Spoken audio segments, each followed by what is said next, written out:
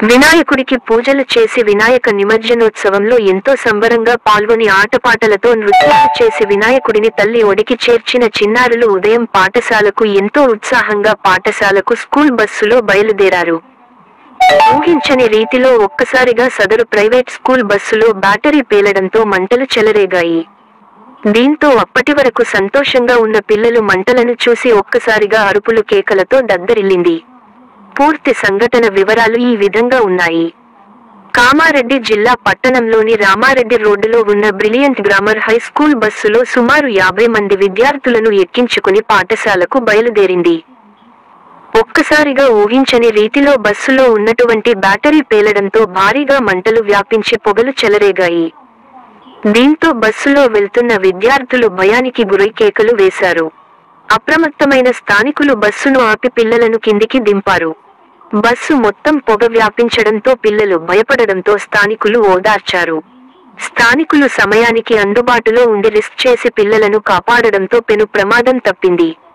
అయితే ఉమ్మడి నిజామాబాద్, కామారెడ్డి రెండు జిల్లాల్లో కూడా ఇటీవల కాలంలో ప్రైవేట్ స్కూల్ బస్సుల్లో ఇలాంటి ఘటనలు చాలా చోటు చేసుకున్న విషయాలు తెలిసిందే. నిజామాబాద్ తో పాటు కామారెడ్డి ఇరు జిల్లాల్లో ఆర్టీఏ అధికారుల నిర్లక్ష్యం, అలసత్వం కారణంగా ప్రైవేట్ పాఠశాలల బస్సులకే కాకుండా ఫిట్నెస్ లేని స్కూల్ బస్సులు, ఇతర టూర్స్ అండ్ ట్రావెల్స్ బస్సులు రవాణా వాహనాలు ఉన్నప్పటికీ వేసవికాలం సెలవులు పూర్తయిన తర్వాత కేవలం మొదటి వారంలో నామమాత్రంగా తనిఖీలు చేసి చేతులు దులుపుకుంటున్నారని పలువురు తమ అభిప్రాయాన్ని వ్యక్తపరుస్తున్నారు. ఇలాంటి ఘటనలు చోటు చేసుకుంటున్నాయని విద్యార్థి సంఘాల నాయకులు మరియు ప్రజా సంఘాల నాయకులు తమ అభిప్రాయాన్ని వ్యక్తపరుస్తున్నాయి. చిన్నపాటి నిర్లక్ష్యం వహించిన పెద్ద ప్రమాదమే చోటు చేసుకునే పరిస్థితి నెలకొని ఉండేదని తెలిపారు. ఆర్టీఏ అధికారులు నిర్లక్ష్యం వీడి రవాణా సౌకర్యం వెసులుబాటు ఉన్న వాహనాలను ఆకస్మికంగా తనిఖీలు చేపట్టాలని పేర్కొంటున్నారు. లేదా ఇలాగే కొనసాగిస్తే ఊరుకునే ప్రసక్తే లేదని హెచ్చరించారు. ఈ మధ్య కాలంలో ప్రైవేట్ స్కూల్ బస్సులు రన్నింగ్లో ఉండగా రకరకాల టెక్నికల్ సమస్యలతో ఫెయిల్ అవుతున్నటువంటి పరిస్థితి ఉమ్మడి నిజామాబాద్ జిల్లాలో చూస్తూ ఉన్నాం.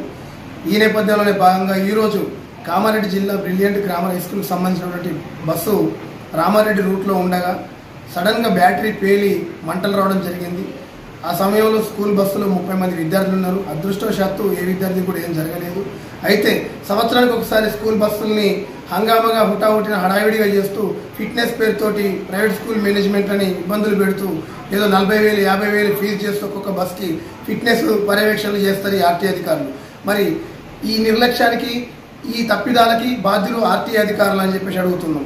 ఒక్కొక్క స్కూల్ బస్సుకి 40,000-50,000 ఛార్జ్ చేసి ఫిట్నెస్ చేస్తున్నారు కదా, అయినా కూడా మరి ఎందుకు ఈ విధంగా టెక్నికల్ ఇష్యూస్ వస్తున్నాయి? ఒక బస్సు బ్యాటరీ ఫెయిల్ అవ్వడం అనేది చాలా పెద్ద విషయం, సామాన్యమైన విషయం. టైర్ పంచర్ కావడం అనేది సాధారణ విషయం. అలా బ్యాటరీ ఫెయిల్ అయిందంటే మరి మీరు ఏం ఫిట్నెస్ చెక్ చేస్తున్నారు? అంటే మామూళ్ళ కోసమో లేకపోతే పైసల కోసమో పైన మొక్కుబడి ఫిట్నెస్లు చేస్తున్నారు అని చెప్పేసి ఈరోజు విద్యార్థి సంఘాన్ని అడుగుతూ ఉన్నాం.